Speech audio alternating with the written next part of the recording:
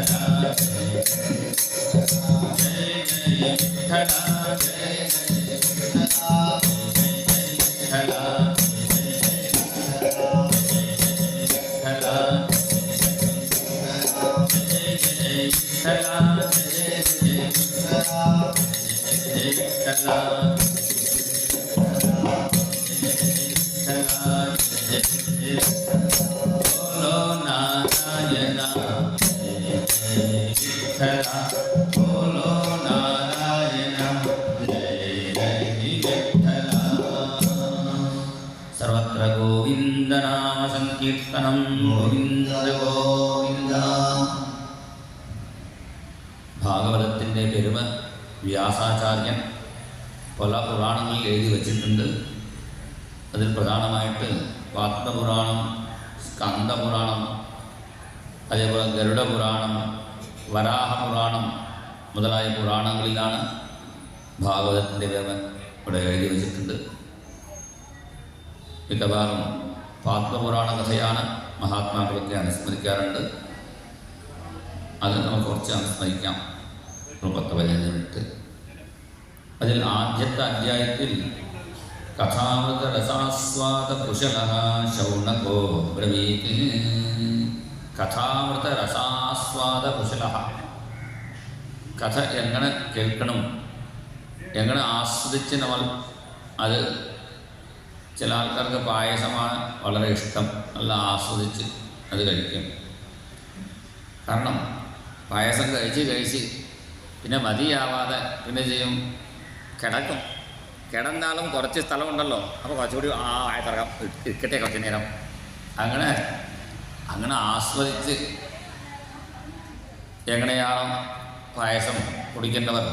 ഓരോരാൾക്ക് ചില ആളുകൾക്ക് എരിവാണ് ഇഷ്ടം, അവർ ഉപ്പിലിട്ടതൊക്കെ ആസ്വദിച്ച് കഴിക്കും. ചില ആൾക്കാർക്ക് കയ്പ്പാണ് ഇഷ്ടം, അവർ കയ്പ്പയ്ക്കൊക്കെ അത് ആസ്വദിച്ച് കഴിക്കും. ഇങ്ങനെ ഓരോരാൾക്ക് ഓരോ സ്വാദാണ് ഇഷ്ടം ഷഡ്രസത്തിൽ. അതുപോലെയാണ് ഇവിടെ കഥാമൃത രസാസ്വാദ കുശലഃ. കഥാമൃത രസ ആസ്വദിക്കുന്ന ശൗനക ഇവിടെ പറയുന്നു. എനിക്ക് കഥ കേട്ടത് മതി. എന്താ കാരണം? നീ കഥ പറയേണ്ട ആവശ്യമില്ല. ഇത് പറയാൻ എന്താ കാരണം? അത് പത്മപുരാണം വായിച്ചവർക്ക് മനസ്സിലാവും. പത്മപുരാണത്തിൽ എത്ര കഥകളാണ്. അതുകൊണ്ടാണ് പറയുന്നു, സൂതാഖ്യാഹി കഥാസാരം മമ കർണരസായനം. അതൊക്കെ കേട്ട് ആസ്വദിക്കുന്ന ആളാണ്. എന്നാലും ഈ കഥ പറഞ്ഞത് മതി, കഥയുടെ സാരം പറഞ്ഞാൽ മതി. ഈ ലോകത്തിൽ ജനങ്ങൾക്ക് വിവേകം, ഏതാണ് നല്ലത് ഏതാണ് ചീത്ത, അത് തിരിച്ചറിയാനുള്ള ഒരു വിവേകം ഉണ്ടാവണം. ഭക്തി ജ്ഞാന വിരാഗാപ്തോ വിവേകോ വർദ്ധതേ മഹാൻ. അതേപോലെ ക്ലേശാക്രാന്തസ്യ തസ്യൈവ ശോധനേ കിം പരായണം. മിക്കവാറും ഇപ്പോൾ എല്ലാവരും അസുരന്മാരായിരിക്കുന്നു. ജീവശ്ച അസുരത. അസു പറഞ്ഞാൽ പ്രാണൻ. അവരുടെ പ്രാണൻ, അവരുടെ എന്തെങ്കിലും തൃപ്തിപ്പെടുത്താൻ വേണ്ടിയാണ് എല്ലാവരും ഓടി നടക്കുന്നത്. അസുരപ്രായമായ ഈ ജീവൻകളെ ശുദ്ധ ചെയ്യാൻ എന്താണ് ചെയ്യണം? മാത്രമല്ല, കൃഷ്ണപ്രാപ്തികരം, ഭഗവാനെ കിട്ടാനുള്ള വഴി, എളുപ്പത്തിൽ കിട്ടാനുള്ള വഴി എന്താണ്? ഇതൊക്കെ നിങ്ങൾക്ക് പറഞ്ഞു തരണം. കാരണം മഹാത്മാക്കൾ വിചാരിച്ചാൽ ഇതുണ്ടാക്കുള്ളൂ. ലോകത്തിൽ ചിന്താമണി എന്ന് ഒരു പേരുള്ള മണിയുണ്ട്. അത് കയ്യിൽ വെച്ച് എന്ത് ചിന്തിച്ചാലും നമുക്ക് കിട്ടും. മഹാരാഷ്ട്രത്തിൽ പൂണെയുടെ അടുത്താണ് ചിന്താമണി വിനായകർ എന്നൊരു മഹാഗണപതിയുണ്ട്. അവിടെ പോയി പ്രാർത്ഥിച്ചാൽ നമുക്ക് എന്ത് ചിന്തിച്ചാലും നമുക്ക് കിട്ടും. അങ്ങനെയാണ് വിശ്വാസം. പല ഭക്തന്മാരവിടെ പോയി നിൽക്കുന്നുണ്ട്. ആ ചിന്താമണിയോട് ചോദിച്ചാൽ എന്ത് കിട്ടും? ഈ ഭൂലോകത്തിലുള്ള സുഖം മാത്രമേ കിട്ടുള്ളൂ. കാറ് അല്ലെങ്കിൽ നല്ല വീട്, ഇതൊക്കെ കിട്ടും. അതുമാത്രം കിട്ടിയിട്ട് പോരാ. ചില ആൾക്കാർക്ക് സ്വർഗസുഖം കൂടി വേണം. സുരദ്രുഹോ സ്വർഗസമ്പദം. സ്വർഗത്തിലിരിക്കുന്ന അമൃതം അത് കിട്ടിയാൽ കൊള്ളാം. സ്വർഗത്തിലിരിക്കുന്ന ദേവസുന്ദരികളെ കണ്ടാൽ കൊള്ളാം വിചാരിക്കുന്നവർക്ക് അതൊരു പ്രത്യേക ഒരു മരമുണ്ട്, കൽപ്പകവൃക്ഷം എന്നാണത്. അതിൻ്റെ ചോട്ടിൽ നിന്ന് നമ്മൾ എന്ത് ചിന്തിച്ചാലും അത് കിട്ടും. പക്ഷേ ഈ കൽപ്പക മരത്തിൻ്റെ അടുത്തും ചിന്താമണിയുടെ അടുത്തും പോയി എനിക്ക് ഒന്ന് ഭഗവാനെ കാണണം അല്ലെങ്കിൽ ഭഗവതിയെ കാണണം എന്ന് പ്രാർത്ഥിച്ചാൽ അത് അവർക്ക് സാധിച്ചു തരാൻ പറ്റില്ല. അപ്പോൾ അങ്ങനെ ഭഗവതിയോ ഭഗവാനെയോ നേരിട്ട് കാണണമെങ്കിൽ ഗുരു വിചാരിച്ചാൽ മതി. പ്രയച്ഛതി ഗുരു പ്രീതഃ വൈകുണ്ഠം യോഗി ദുർലഭം. മഹാത്മാക്കൾ വിചാരിച്ചാൽ എളുപ്പത്തിൽ ഭഗവാനെ നേരിട്ട് കാണിച്ചു തരും. അങ്ങനെ പല ഭക്തന്മാരുടെ കഥ നമ്മൾ ഗുരുഭക്തന്മാരായ കഥ കേട്ടിട്ടുണ്ട്. മഹാരാഷ്ട്രത്തിൽ ഏകനാഥൻ പേരുള്ള മഹാത്മാ, അദ്ദേഹം 12 കൊല്ലം ഗുരുനാഥനെ ശുശ്രൂഷിച്ചു. ഗുരുനാഥനെ ശുശ്രൂഷിച്ചു വെച്ചാൽ ഗുരുനാഥൻ്റെ ആശ്രമത്തിലുള്ള കാര്യങ്ങളൊക്കെ ചെയ്തുകൊണ്ടിരുന്നു. അപ്പോൾ ഗുരുനാഥൻ ഒരു ദിവസം രാത്രി വന്ന് നോക്കുമ്പോൾ ഈ ഏകനാഥൻ ചെറിയ കുട്ടിയാണ്. ആശ്രമത്തിൻ്റെ കണക്കൊക്കെ എങ്ങനെയാണ് നോക്കിക്കൊണ്ടിരിക്കുന്നത്. അതിലൊരു കാലണ എന്തോ കുറവ് വരുന്നുണ്ട്. അത് എങ്ങനെയാണ് കണക്ക് ശരിയാവണില്ലല്ലോ എന്ന് വിചാരിച്ച് അദ്ദേഹം കണക്ക് നോക്കിയിരിക്കുമ്പോൾ 2-3 തവണ ഗുരുനാഥൻ വന്ന് നോക്കിയിട്ടും അദ്ദേഹം ആ കണക്കാണ് ശ്രദ്ധിച്ച് നോക്കിക്കൊണ്ടിരിക്കുന്നു. പിന്നെ 12 മണി കഴിഞ്ഞു, 1 മണി കഴിഞ്ഞപ്പോഴാണ് ഞാൻ കണ്ടുപിടിച്ചു. എന്താ കണ്ടുപിടിച്ചു ചോദിച്ചപ്പോൾ ഗുരുനാഥൻ ഈ കാരണ എവിടെയാണ് ഈ കണക്ക് കണ്ടുപിടിച്ചു. അപ്പോൾ ഗുരുനാഥൻ അദ്ദേഹത്തിന് അനുഗ്രഹിക്കാൻ തീരുമാനിച്ചു. ആ ഗുരുനാഥൻ്റെ ഉപാസനയാണ് ദത്താത്രേയൻ. ദത്താത്രേയൻ പറയുന്നത് 3 ദേവന്മാരുടെ ഒരേ രൂപമാണ്. തിനുശിരേ സഹാഗാത തയമാജ ദണ്ഡവത്. അത്രി ചതുർത്ഥ സ്കന്ധത്തിൽ വരാൻ പോകുന്ന കഥയാണ്. അത്രിയും അനസൂയയും ജഗദീശ്വരനായ ഭഗവാൻ ഞങ്ങളെ അനുഗ്രഹിക്കട്ടെ എന്ന് പ്രാർത്ഥിച്ചു. ശരണം തം പ്രപദ്യേഹം യയേവ ജഗദീശ്വരഃ പ്രജാമാത്മസമാം മഹ്യം പ്രയച്ഛത്വിതി ചിന്തയന്ന്. ജഗദീശ്വരനായ ഭഗവാൻ തങ്ങൾക്ക് തുല്യമായ ഒരു പുത്രനെ ഞങ്ങൾക്ക് തരണം എന്ന് അത്രി അനസൂയ പ്രാർത്ഥിച്ചപ്പോൾ ബ്രഹ്മ വിഷ്ണു ശിവൻ 3 പേരും പ്രത്യക്ഷപ്പെട്ടു. അവരുടെ അനുഗ്രഹം കൊണ്ട് 3 കുട്ടികളുണ്ടായി. ബ്രഹ്മാവിൻ്റെ അംശമായി ചന്ദ്രനും, വിഷ്ണുവിൻ്റെ അംശമായി ദത്തനും, ശിവൻ്റെ അംശമായി ദുർവാസ മഹർഷിയും. 3 കുട്ടികൾ ജനിച്ചു. 3 കുട്ടികളും ഒന്നിച്ച് ചേർത്ത് ആളിങ്ങനെ ചെയ്തപ്പോൾ 3 തല, പിന്നെ ഇങ്ങനെ 6 കൈ 8 കൈയായിട്ട് കയ്യിൽ ഓരോ ആ ദേവന്മാരുടെ, ബ്രഹ്മാവിൻ്റെ ദേവൻ്റെ കയ്യിലുള്ള ദണ്ഡകമണ്ഡലവും, വിഷ്ണുവിൻ്റെ കയ്യിലുള്ള ശംഖചക്രവും, ശിവൻ്റെ കയ്യിലിരിക്കുന്ന ശൂലം ഡമറും, ഇങ്ങനെയൊക്കെ സ്വീകരിച്ച് 3 ദേവന്മാരുടെ ഒരേ രൂപമാണ് ദത്താത്രേയൻ. ആ ദത്താത്രേയൻ്റെ ഉപാസകനാണ് ഈ ഏകനാഥൻ എന്ന പേരുള്ള മഹാത്മാവിൻ്റെ ഗുരുനാഥൻ ജനാർദ്ദന സ്വാമി എന്നാണ് അദ്ദേഹത്തിൻ്റെ പേര്. മഹാരാഷ്ട്രത്തിലാണ് ഈ ദത്താത്രേയ ഉപാസന കൂടുതൽ. അപ്പോൾ ആ മഹാത്മാവ് പ്രാർത്ഥിച്ചു, എൻ്റെ ശിഷ്യനക്ക് ദർശനം തരണേ. അപ്പോൾ ഈ ഏകനാഥൻ പേരുള്ള ശിഷ്യൻ അവിടെ അടുത്തുള്ള ഗോദാവരി പുണ്യതീർത്ഥത്തിൽ പുണ്യനദിയിൽ കുളിച്ച് വരുമ്പോൾ അവിടെ ആൾക്കാരുടെ അടുത്ത് ദത്താത്രേയൻ ദർശനം കൊടുക്കുന്നു. ദത്താത്രേയൻ്റെ തൊട്ടടുത്ത് 4 നായ്ക്കളുണ്ടാവും. നായ്ക്കൾ പറയുന്നത് 4 വേദങ്ങളാണ്. ഋഗ്വേദം, യജുർവേദം, സാമവേദം, അഥർവണവേദം. ഇതൊക്കെ രൂപം ധരിച്ച് അവിടെ എത്തുന്നു. അവധൂതനാണ് അദ്ദേഹം. പല ആൾക്കാർക്ക് പല വിധത്തിൽ ദർശനം കൊടുക്കാറുണ്ട്. സ്മതൃഗാമി സനോവതു, ഇങ്ങനെ ദത്താത്രേയൻ്റെ ഒരു സ്തോത്രമുണ്ട്. മനസ്സുകൊണ്ടുകൊണ്ട് ചിന്തിച്ചാൽ മതി, അവിടെ ഓടിയെത്തി രക്ഷിക്കുന്ന ഭഗവാനാണ് ദത്താത്രേയൻ. അവധൂത സിദ്ധനാണ്.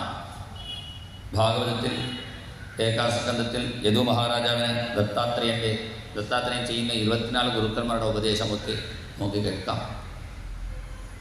അങ്ങനെ ദത്താത്രേയൻ ഈ ഏകനാഥനക്ക് ദർശനം കൊടുത്തു.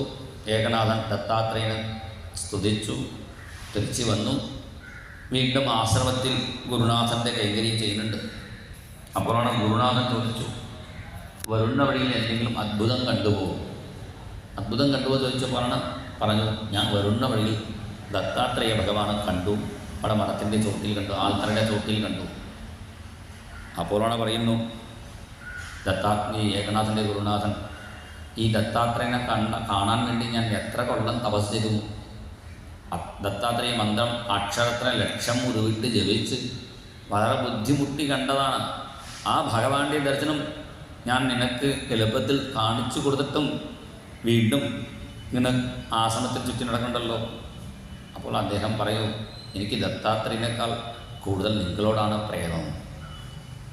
അങ്ങനെയാണ് ആ ഗുരുനാഥൻ്റെ ഒരു തൃപ്തി ഉണ്ടായപ്പോൾ പെട്ടെന്ന് ദർശനം കിട്ടി.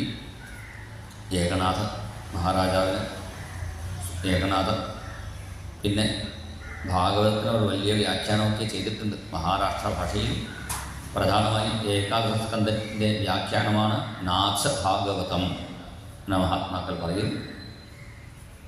അങ്ങനെ അദ്ദേഹം 12 കൊല്ലം ഗുരുനാഥനെ ശുശ്രൂഷിച്ചപ്പോൾ ഗുരുനാഥൻ ഭഗവാനോട് പ്രാർത്ഥിച്ചു, എനിക്ക് എൻ്റെ ശിഷ്യൻ 12 കൊല്ലം എന്നെ ശുശ്രൂഷിച്ചു, അതിൻ്റെ കടം എനിക്കുണ്ട്, അതുകൊണ്ട് വീടനെ ഭഗവാനോട് പ്രാർത്ഥിച്ചപ്പോൾ ഭഗവാൻ എന്ത് ചെയ്തു? ദത്താത്രേയൻ കൃഷ്ണൻ എല്ലാം ഒരേ അവതാരം, ഭഗവാന്റെ ഓരോ അവതാരങ്ങളല്ലേ. അപ്പോൾ ഭഗവാൻ തന്നെ ഈ ഏകനാഥസ്വാമിയുടെ വീട്ടിൽ ചെന്ന് 12 കൊല്ലം തൻ്റെ ഭക്തനക്ക് വേണ്ടി ഏകനാഥനെ ശുശ്രൂഷിച്ചിരുന്നു. എന്നെയാണ് ഏകനാഥസ്വാമിയുടെ കഥ.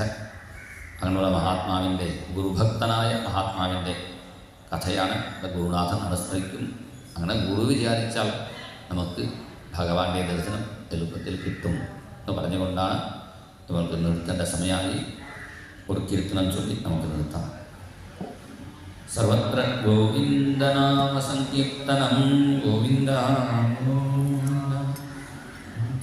മാധവ കൃഷ്ണ മധുസൂദന കൃഷ്ണ മാധവ കൃഷ്ണ മധുസൂദന കൃഷ്ണ മാധവ കൃഷ്ണ മധുസൂദന കൃഷ്ണ മാധവ കൃഷ്ണ മധുസൂദന കൃഷ്ണ യാദവ